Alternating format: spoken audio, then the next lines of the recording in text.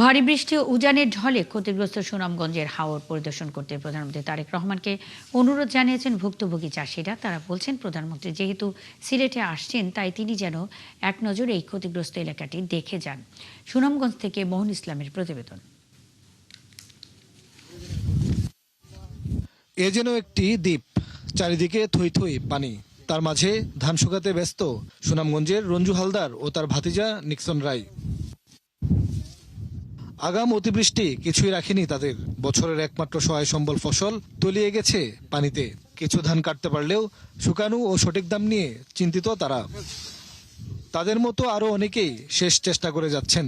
আকস্মিক বন্যার কবল থেকে শেষ সম্বলটুকু ঘরে তুলতে পানিতে ভেসে গেছে সব, তবুও যতটুকু নিতে পারেন। এরই মধ্যে এসব কৃষক ও কৃষানি শুনেছেন প্রধানমন্ত্রী তারেক রহমান আসছেন সিলেট।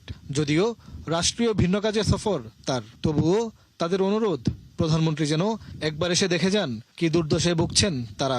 10 কেয়ার জমি করছিলাম, 2.5 কেয়ারের মতো আনতেছি, আর সব পানির নিচে গেছে, তুলতে পারতেছি না।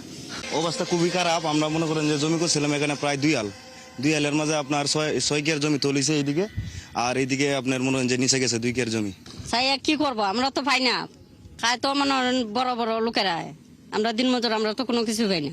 এরই মধ্যে সংসদে প্রধানমন্ত্রী ঘোষণা দিয়েছেন হাওরের ক্ষতিগ্রস্ত কৃষকদের আগামী 3 মাস খাদ্য সহায়তা দেওয়ার, যা শুনে আশা দেখছেন তারা। আমরা প্রধানমন্ত্রী আইলে তো আমরাও দেখতে পারি, আমরা আরো দেখতে যেতে পারি।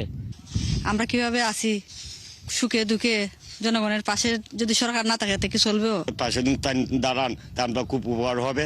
সুনামগঞ্জ সহ হাওর এলাকার মানুষ